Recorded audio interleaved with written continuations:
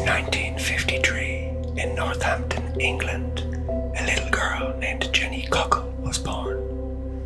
And from the outside, Jenny looked like any ordinary child. But Jenny wasn't ordinary, because for as long as she could remember, she carried with her a second life. She remembered places she'd never been, faces she had never seen, and the children who called her Mammy. This is the story of Jenny Cockell, and it's one of the strangest mysteries you'll ever hear.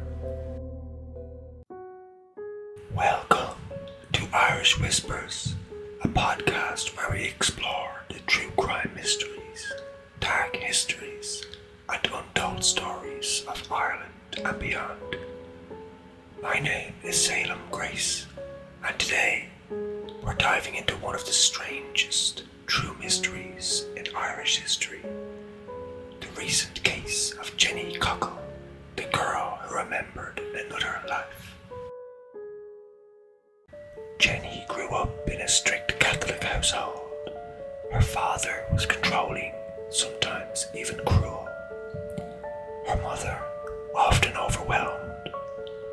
So Jenny learned young to keep things to herself.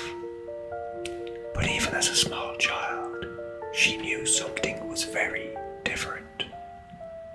When other kids talked about their toys or what they wanted to be when they grew up, Jenny sat quietly, because her head was full of other memories. She remembered being a woman named Mary. She remembered a small house in a little village in Ireland. She remembered rough wooden furniture, the smell of turf fires, and narrow streets that were nowhere near Northampton. But what haunted her the most were the children. Jenny remembered faces, names, the way they laughed, the sound of the little kids calling her Mammy. And she remembered something darker too. Mary had died very young, leaving those poor children behind without their mother. Now, at 6 years old, Jenny had no way to explain this at first. She didn't even have the language for it. But she knew what she felt, and what she felt was grief. Grief for a family she had never met.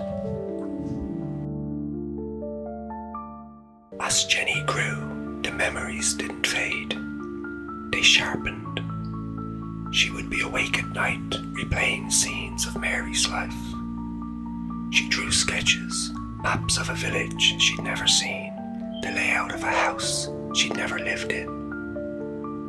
And she wrote down names, because these weren't just faceless children, they were her children. But remember, Jenny was growing up in a strict, skeptical household. Her father wouldn't have tolerated talk of past lives or any nonsense like this.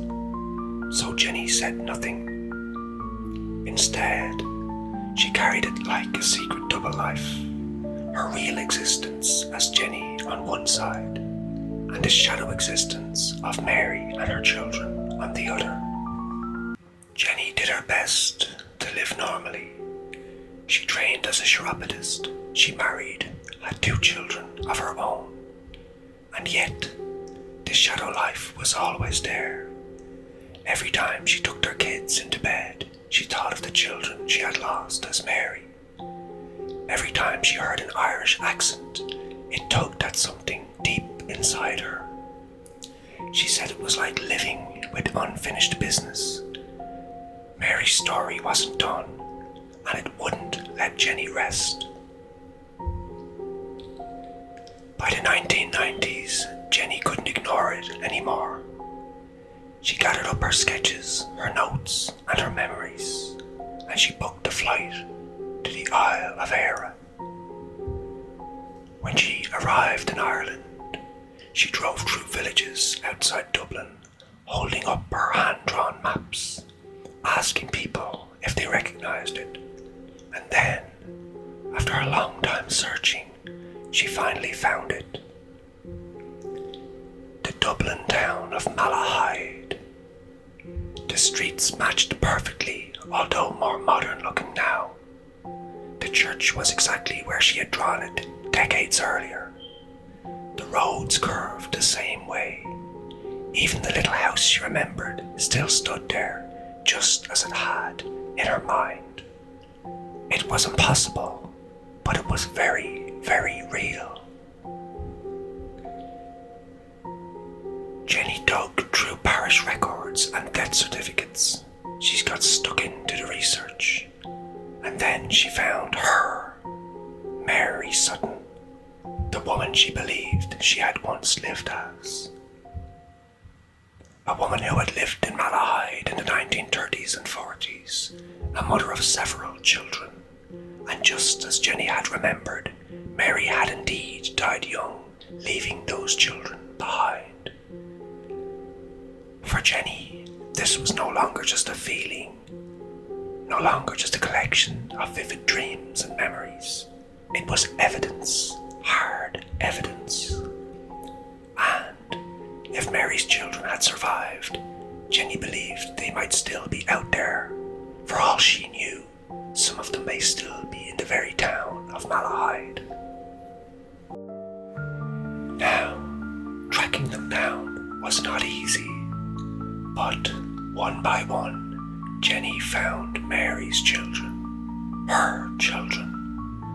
By now they were adults, scattered across Ireland. Some had families of their own, but when Jenny finally met them, she was absolutely terrified. How do you explain to someone, "I think I used to be your mother," and Jenny, many years their junior? But what happened next shocked even Jenny, because the moment she began describing their childhood, things only Mary could have known, the children froze. She knew about the rooms in their old house. She knew about the clothes Mary had sewn by hand. She knew about the struggles and private family moments that had never been written down. Some of the children wept. Some believed her instantly. Others were unsure, but none of them could explain how Jenny knew such things. And Jenny herself said that in that moment, she didn't feel like a stranger at all. She felt like she was finally coming home.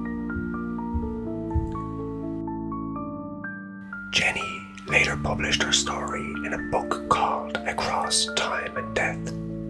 It became famous. Some call it proof of reincarnation. Others dismissed it as coincidence or even just clever research. But Jenny never wavered. For her, this wasn't about belief or disbelief. It was about love. She said she had carried Mary's guilt and longing for her whole life. And meeting Mary's children, her children, and holding them in her arms once again, finally gave her peace. So, who was Jenny Cockell? A woman with a powerful imagination? Or a researcher who convinced herself it was all real? Or was there something stranger? Mary Sutton reborn, carrying unfinished love across lifetimes. No one has ever been able to explain how she knew so much, but her story leaves us with one chilling thought. If Jenny's story is true, then maybe death isn't the end. Maybe, just sometimes, the story simply continues. Thank you for joining me on this second episode of Irish Whispers. If this story touched you, please share it. Also, please like this video and feel free to subscribe to my channel. I will be uploading 3 or 4 new videos each week. You can find us on YouTube at Irish Whispers, True Crime and Mysteries, and join our community to discuss this case. Next time, we'll explore another Irish mystery. Until then, stay curious, stay compassionate, and take care of yourself.